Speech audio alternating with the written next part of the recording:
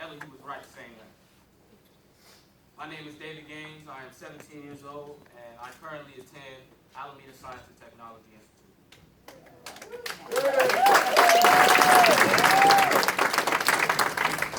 During this pilgrimage, we learned many tips on community and political organizing. One of them being that this work requires relationships. You heard Josie mention it earlier. Community organizations cannot do it alone. Unions cannot do it alone. But through social relationships, we are able to achieve many things. Through the bonds that we forge, we can etch into history a principle, a guideline of history and justice. Let us continue to work together to build a stronger democracy. Let us push on and continue to build bridges. Bridges that build relationships. Bridges that build us as human beings so that we can be the men and women that we need to be. Thank you.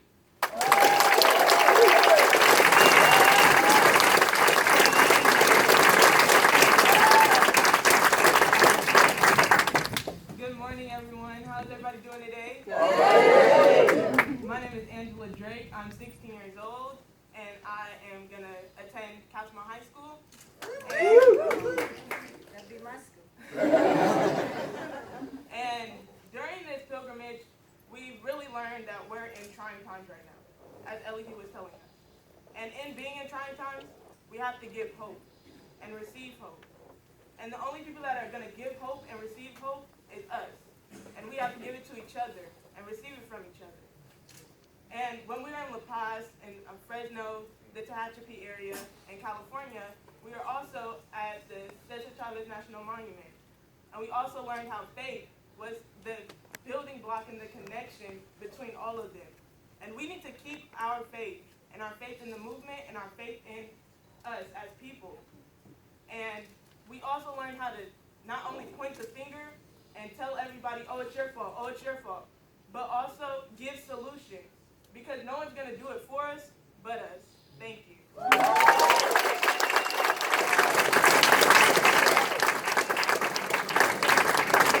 Good morning, everybody. My name is Sophia Quintana. I'm 16 years old, and I'm going to be an 11th grader at Berkeley High School.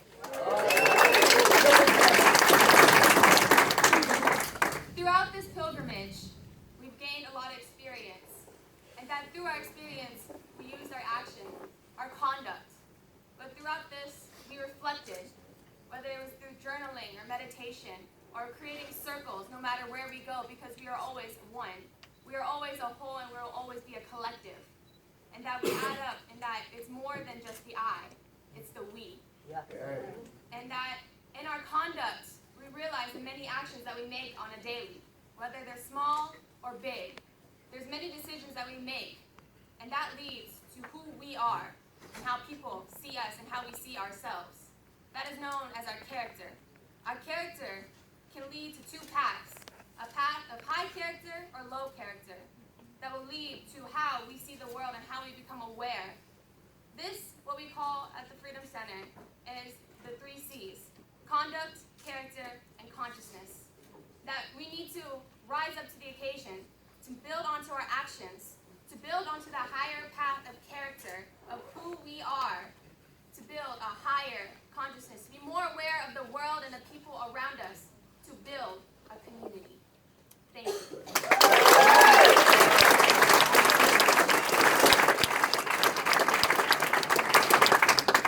Good morning, everybody. My name is Elihu Jackson. I'm 15 years old, and I'm going to be a junior at Berkeley High School. We would like to take the time to highlight a few of the many incredible experiences that we had. Before this trip, we the people were confused and unsure, but now we are ready to saddle up. At the Quinault and the Colville Indian Nations, we learned the meaning of culture and what it means to have a culture and take part in your culture, and that we, Black, European, Latino, Asian, must take part in our culture, whatever it may be: dance, music, food, art. And on our journey, we captured the nature that is all around us, from the deep lakes with Mount Shasta above to the sagebrush in eastern Washington. We took in the beauty of our planet and understand why it needs to be preserved. In La Paz, the heart of the farm workers movement, and where Cesar and Helen Chavez lived and now rest, we were able to escape the day-to-day and reflect and meditate like Cesar often did there. And this whole trip trained us in sacrificing. We moved fast, we slept on the ground, we dealt with bugs and extreme and hot, cold temperatures, because we know that what we are doing is bigger than ourselves. It's more than the I, it's more than me, it's more than you, but it's all of us. It's the we. It is the self that is of other selves. And we, all of us, are sacrificing and changing ourselves to change America. Thank you.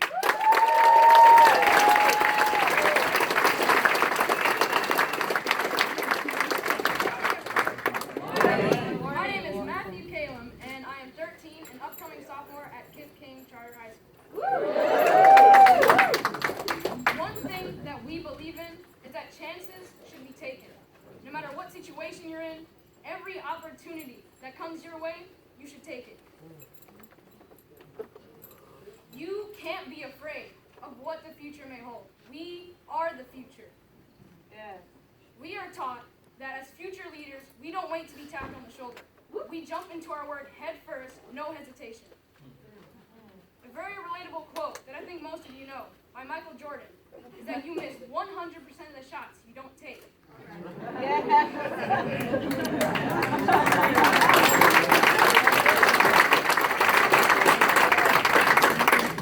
And to us, this means that if you're not recognizing what's going on in your communities, you are disenfranchising yourself from your community. Thank you.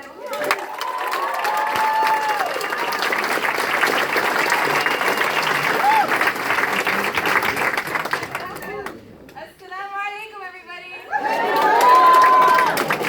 Peace be upon all of you, and welcome to the Civic Engagement Breakfast Report Back. We are so happy to have you here. What a beautiful sight to come home to. My name is Yasmina Abmush. I am a sophomore at Berkeley City College. I'm very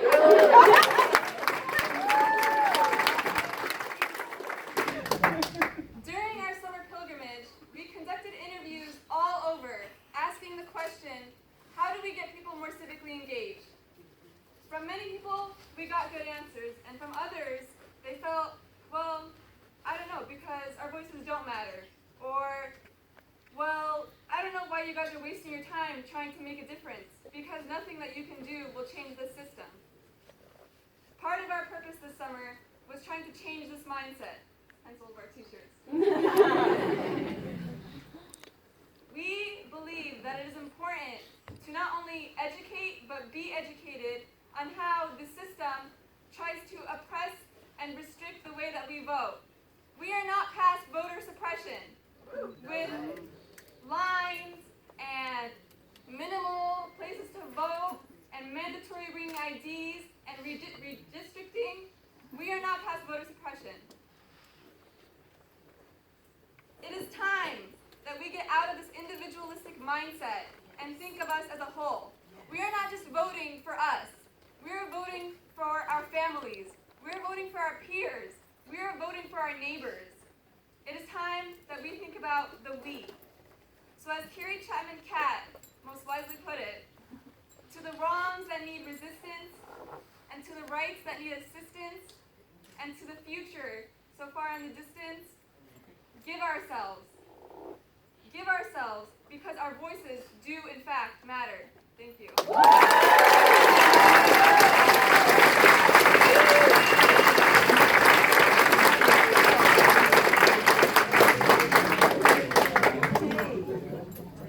So what'd you guys think?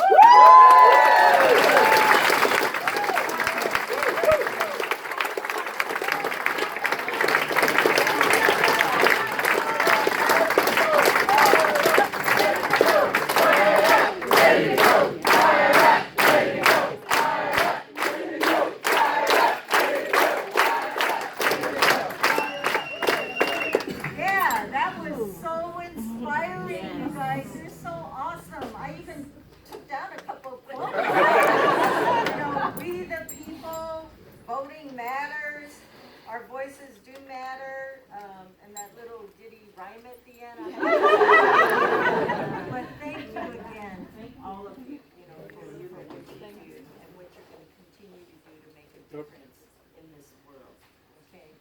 So, going on with the program, it is my honor and my privilege, and words can't describe the amount of respect and admiration we have for this sister. She is a premier beacon of strength, of inspiration, of leadership and courage, and she always says, bring it to the streets, organize. Without further ado, let's welcome Congresswoman Barbara.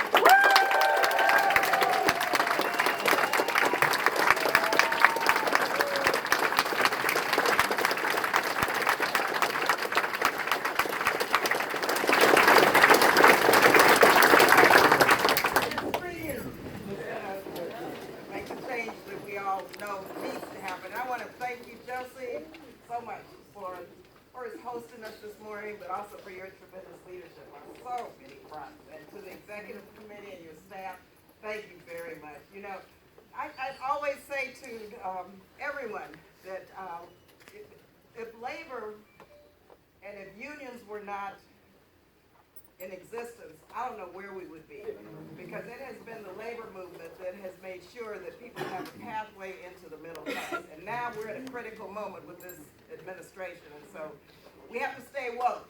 And I just want to let you know that there are many of us in D.C. fighting that fight on behalf of our working men and women. So thank you.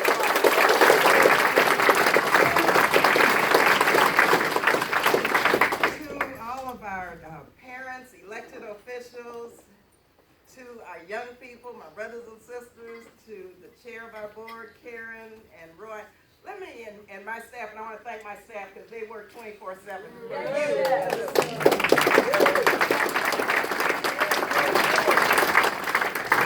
Especially our young people. I just want to say first how proud I am of you. And it's good to see you home. I'm glad to be home too. I just got back out of D.C. and you know that.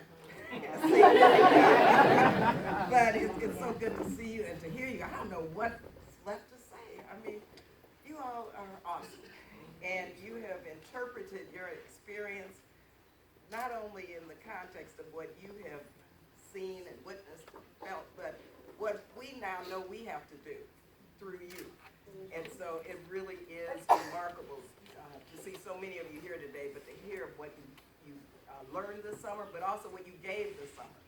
And we have to continue to move forward and bring the Martin Luther King Freedom Center even to a larger scale. And so I want to thank our sponsors also and those who support the center, because this is an important organization. And I just want to briefly give you just a bit of history, because Elihu was so much a part of this history. And it won't take long. I just want to mention one. This was in the mid-90s. We were at then the East Bay Regional Park. Yeah. And Elihu spoke, I spoke, and so it was a Martin Luther King march and rally, Martin Luther King birthday march and rally. And something hit me, and I just said, look, we need to change this to the Martin Luther King Regional Park. It shouldn't be East Bay Regional Park. So we worked with the Park District, Doug Seiden, and moved forward, and we renamed the park. But during that speech also, or after that speech, I think it was Ira Jenkins or Charlie Mae Davis, two of our wonderful founders of the center. They said, we were talking about the state building that was being built, the Elihu M. Harris State